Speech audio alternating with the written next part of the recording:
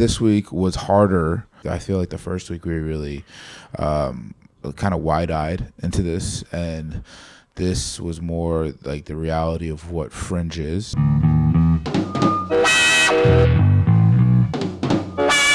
It's just brutal and competitive. We're going to have to work so hard every day to get a mid-teens audience there. Yeah. Which we're doing, but it's not. And I'm sure there's some people that have had their show, gotten a great review, and started the word's gotten out. It's become easier for them. We've gotten good reviews. We've gotten good audience reviews. But we're 11 o'clock in a busy room. Yeah. Hard to get people in there. So every day we just have to grind so hard. And it's like 11 days in a row. You start to go, I don't know if I have it in me. I don't know if I can go out there and hand out 600 flyers today. Well, there's also one thing about the 11 o'clock. There are 11 o'clock comedy shows throughout Fringe, but they're all on the free Fringe. We're 11 o'clock show being a paid show, which is much more difficult to sell to people. Where we are at the Gilded Balloon at Appleton Tower, there's also no real runoff from the other shows that are getting out right before our show starts. So it's really hard to sort of market to those. Like Rosie O'Donnell's crowd leaves, and we've been flyering them, but it's also like they don't want to stay for another hour of comedy either. When it was the flyer for all of the shows in our building, and you go do all the way to the very bottom. We're the very last. We close down Appleton Tower every night, and I gotta say the staff's not stoked. No, they're not. They're very sweet. Oh my gosh, staff's been great. To be honest, they're definitely ready to go home some nights by the time our show is done. Yeah. So, yeah, that might be the general attitude if people have been out fringing all day, doing fringe activities. An 11 o'clock show doesn't sound appealing. I did mention to you yesterday, I do want to, have you thought about the economics of what we're doing much? Oh, that we're not making any money? No, more just like the business side of what we're doing. It's kind of dorky to talk about at creative boot camp where we are. Well, yeah, take me through it then. If anybody ever wanted any sort of career in like sales or cold calling, you should come do this first, because you're out there, you're trying to make some sort of connection with people. I think if you can make somebody laugh on the street or feel something about your show, what it's going to be, they're much more likely to take the flyer, remember that moment, and go, hey, let's go see this show. And then you just think about the sheer volume of we're handing people flyers that have already 10 other flyers in their hand. Yeah, and so it used to be, let me just get these flyers out. Let me just figure out any way to get these flyers handed out. But now it's become much more, I want to try to make the person laugh first and then hand them a flyer, so demonstrate that I am funny, or I want to have like a moment with them where I explain the show and then hand them a flyer. Some sort of connection. Exactly. Definitely, like if we talk to anybody that's like, hey, we're doing dead dad jokes, like kind of catches them off guard. But you give that to somebody that goes, oh, my dad died. You go, Dead Dad Club, you should come see the show. Absolutely. Right, so you do that, and then you think, okay, so I have to make a connection with people. Of the people I hand a flyer to, let's call it 600 a day. I've already cut it down to 200 of those I've actually made a connection with. And then you keep filtering it down from there, and you go, okay, so there's 200 potential people that have some level of interest. Now, how many of those people are going to be here at 11 o'clock tonight? Yeah. How many of those people have friends that are going to be up that late? There's so many variables that can still make it so they don't end up at your show. There's been multiple nights where I've seen people that are flyered into the show. That feels good. Yeah. I guess when you see physical representation of the flyering working. That's cool. But it's still just mentally, it's just you got to go out there and start joking with people, thousands of people. Yeah. Most of them indifferent, some of them interested, and just try to be like, this show is worth seeing. And it is. I'm even when we had a show with 4 people last night, when the audiences get smaller, we sort of adjust to them. We probably could have done maybe a little bit of a better job, but I would say the bars of being entertaining, that it's worth your time and that you're going to be entertained by the show. I think we did that. Oh, for sure. We gave them a good story about losing our parents. We talked to them about the loss in their life, and we laughed the whole time through. That's basically what the show is. Yeah. It does better if we get 20 people, but even with 4, we're able to do it, and I think people leave satisfied. The reviews we're getting are showing that no matter the audience size, there's positive takeaways, and there's would recommend this to a friend, right, popping up.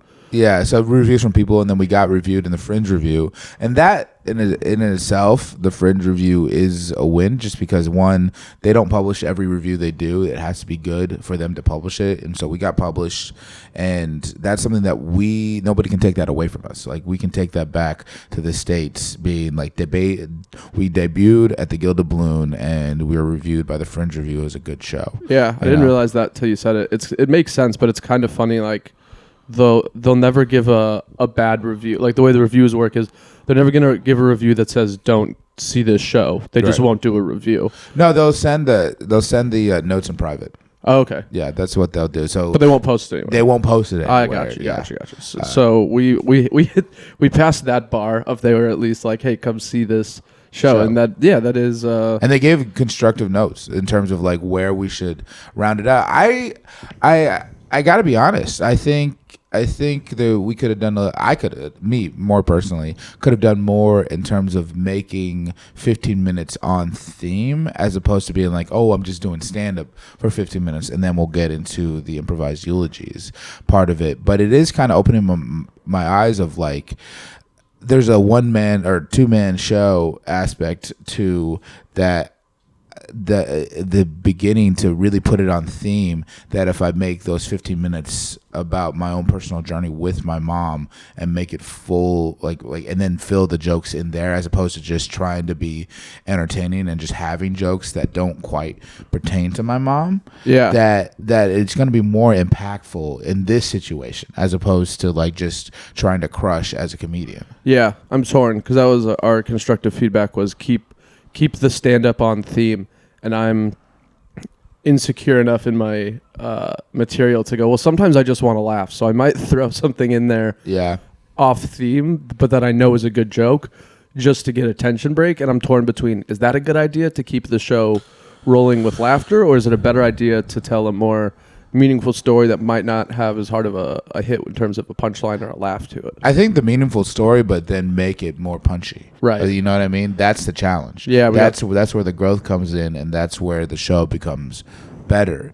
I thought there'd be a lot more work in progress shows here, but maybe it's just because we are at the Gilded Balloon. So much of it seems like they've already have something fully developed, ready to sell.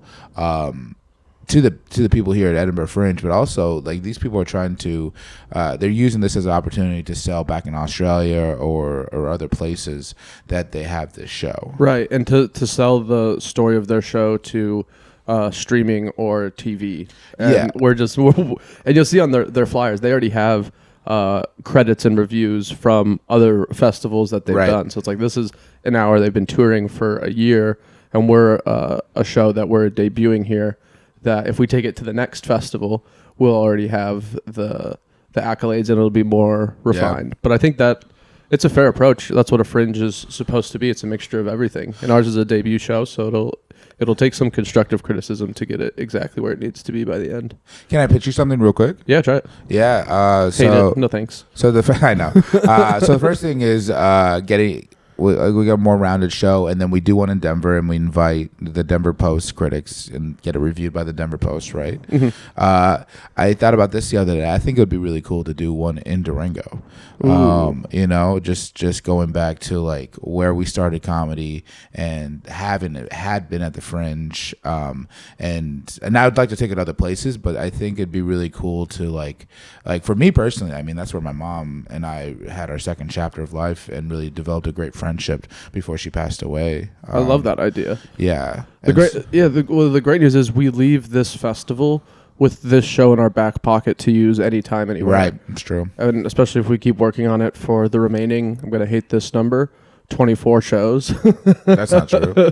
Don't lie to me. 24 days? It's not. What are you talking about? We're 12 days in. Oh, you're right. It's only 18 or something. No, yeah. We're going to August 24th, and it's August 10th. We have 14 more shows. Oh, sweet. Oh, man. I'm so glad I'm bad at subtraction. It's not. We have 12 more shows because we have 2 Mondays off. Oh, wow. Okay. That's not too bad. Yeah, we have 12 more shows. We're 10 shows in. 11 shows in. No, 10 more shows because we have one tonight. Yeah. Okay, that's not too bad. So we have 13 more shows. To make it as good as possible. Wow, we got to start writing. Yeah. 13 more shows. That's a good number. That's like we're halfway through. Yeah, we already been reviewed as a good show, and so it's like now it's just trying to get better at the show.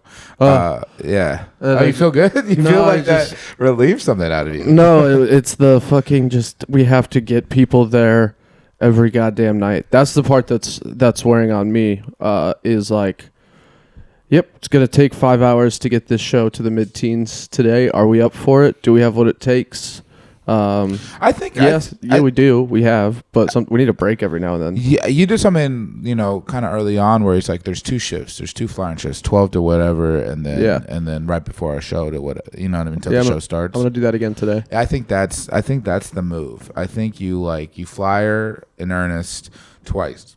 Give yourself a nice break but it's in earnest. I think something that they told me that a good way or a more effective way to put your show on is to crush at other comedy shows and then flyer after. That hasn't been that effective, to be honest.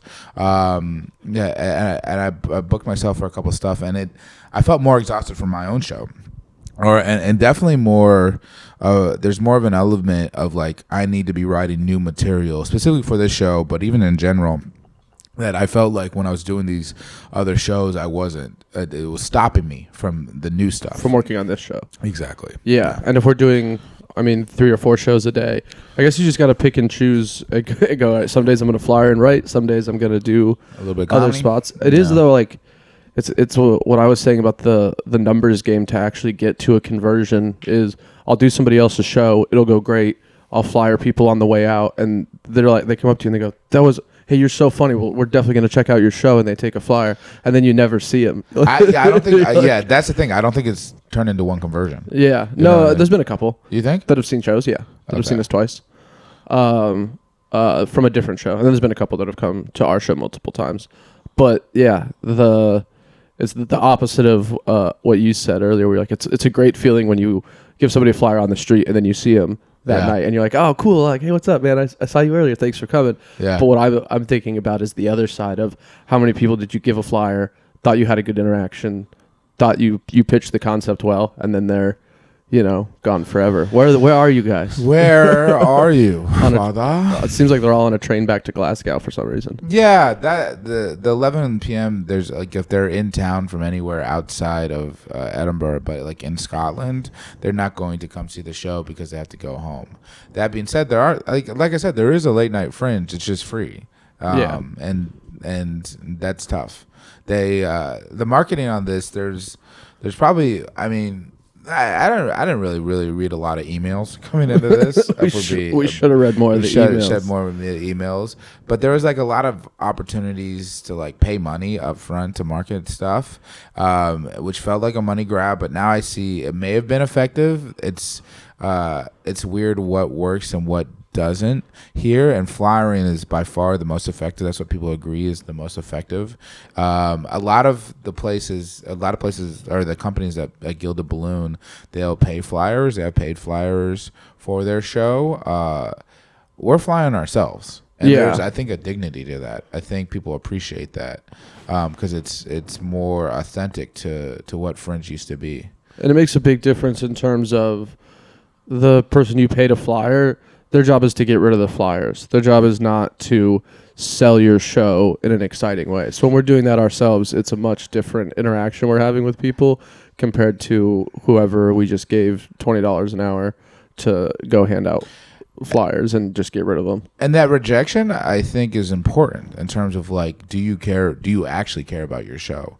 Do you believe in your show? Is it a good concept? Because then the rejection doesn't hit as hard because it's the love of your show sort of pushes past that. It doesn't quite matter that everybody has to be bought into it. Whereas if you're insecure about your idea or what you're doing, that rejection hits a lot harder. And I think that's why a lot of them don't flyer themselves, because they do have like this developed show for paper, but the rejection, they're a little bit insecure about it. It's for sure. Maybe I'm projecting, but that's. I see that, and they've also they've done the thing that we didn't do, which was respond to those emails for the marketing. So they've paid. Everybody's done a lot more than we did. This is grassroots. This is how I see it. I see us going from like semi-professional comedians starting to hit the road, doing some headline spots, but not regularly doing those headline spots. Definitely not touring the road for like fully headlining clubs. Right. Yeah. But we're slowly breaking in through into that professional sphere with these other people with fully developed acts, or in our industry being a headlining road comedian. Yeah. And so that transition is always going to be filled with growth, which means it's going to be filled with pain and learning things, like sometimes the hard way, sometimes just picking stuff off the ground. Just going back to the review, the one thing that I really enjoyed about it is that she enjoyed the improvised eulogies the most. Right. Which is just us riffing on stories that people are telling us about their dead loved ones, which, in my opinion, is the hardest thing to develop. Like if we're just looking at the skill wise, and just like if that's the most entertaining part of our show, it's good because it's the hardest part, and we can write the stand up, right? And we can write the material that rounds it out. Yeah, you know? yeah. So I agree. I like that a lot.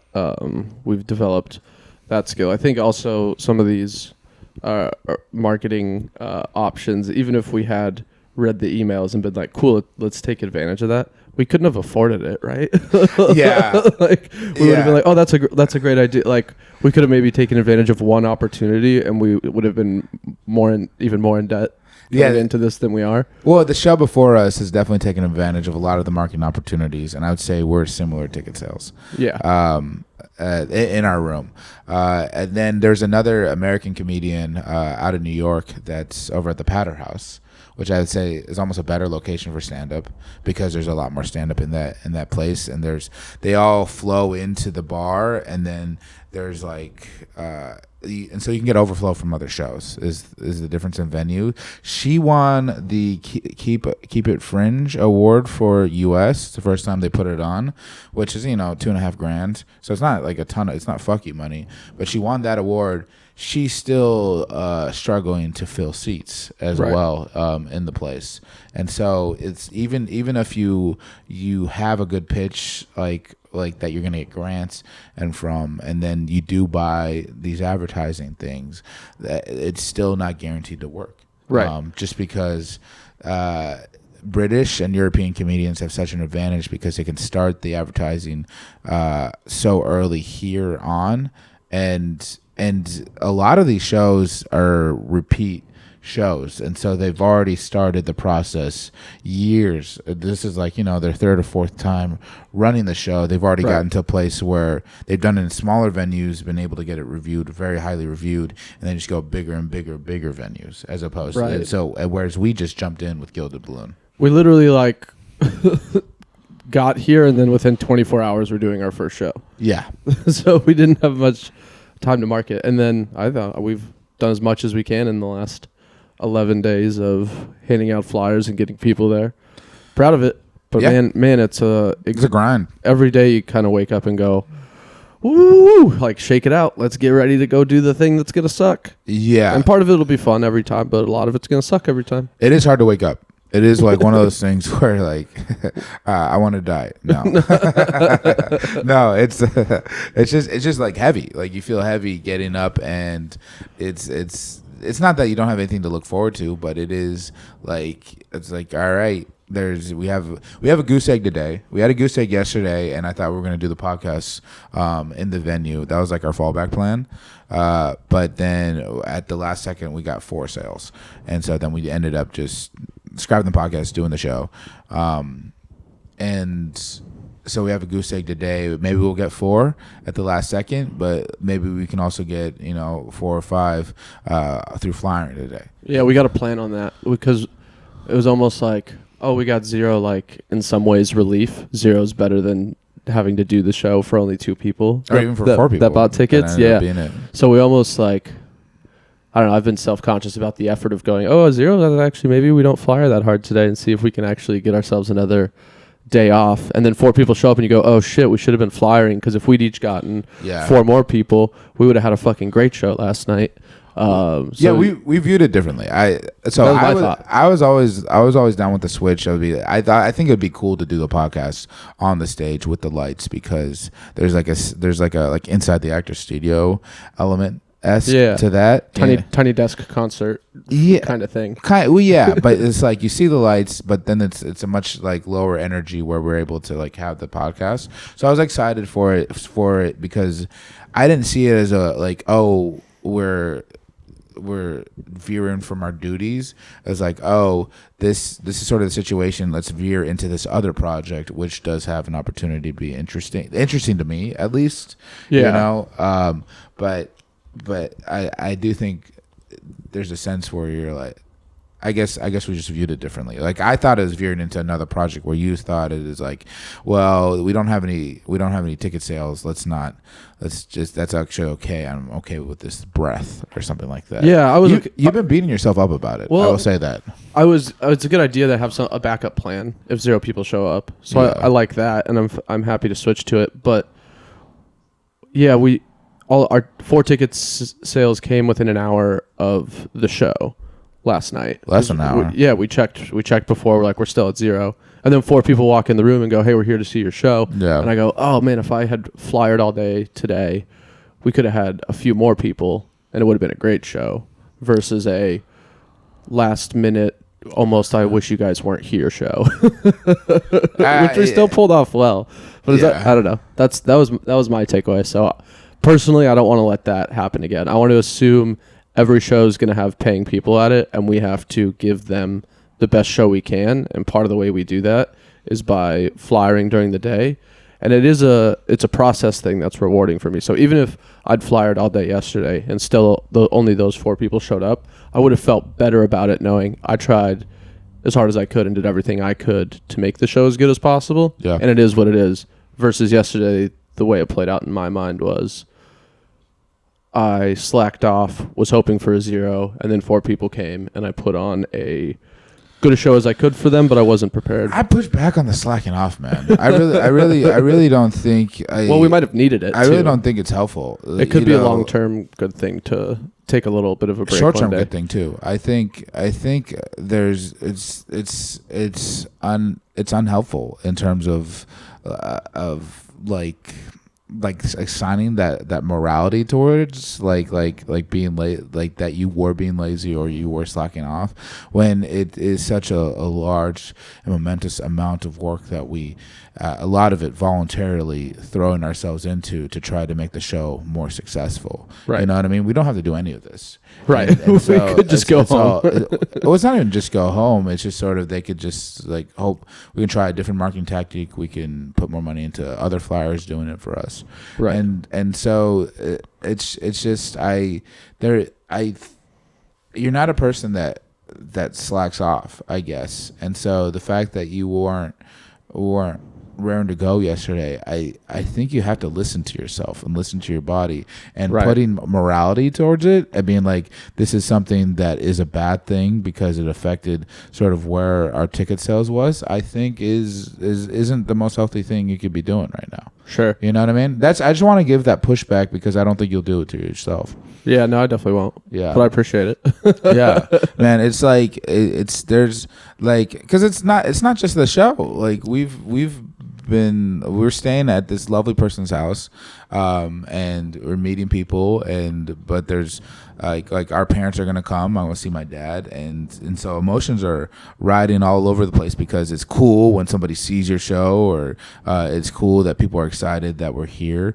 But then there's a lot of conversation or drinking. There's been a lot of drinking. Drinking. We joked about it in the first episode. It's getting less funny now. Yeah, it's becoming unsustainable. Yeah. Well, and we're seeing friends from out of town, or people we haven't seen in a long time that come visit. So we want to hang out with them. We want to celebrate, go out after the show, Yeah. So we've been able to recover from the heavy drinking days. I think you're gonna be motivated to flyer today. Oh yeah. And I think yesterday you just sort of have to stop assigning like this negative morality towards it. Yeah. And just sort of be forward thinking. And Just if you want to be aggressive in the flyering going forward, and like you didn't like the feeling of like switching over because we got 4 last minute sales, then I understand not liking that feeling, but like throwing the whole day away. There's a lot of positive that came out of yesterday by not going out and flying for a day at 8 hours. True. And you can't discount the positive that came out, like the good,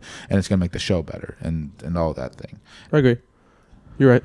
I mean, I don't have to be right. I just want to give that pushback. Yeah. You know what I mean? It's like you can disagree with all of that. I just want that pushback to be in your life because I don't know. I care about you, and there is a sense that if like you don't have that pushback, it's like you fall into these same like rhythms of like gotta work, and it can be unhealthy. Yeah. I agree. And just taking a breather for a second after 10 days straight of effort is going to benefit us. I feel way more inclined to. And we got another one tomorrow. Yeah. We got a real one tomorrow. Tomorrow we have a day off where we don't have a show.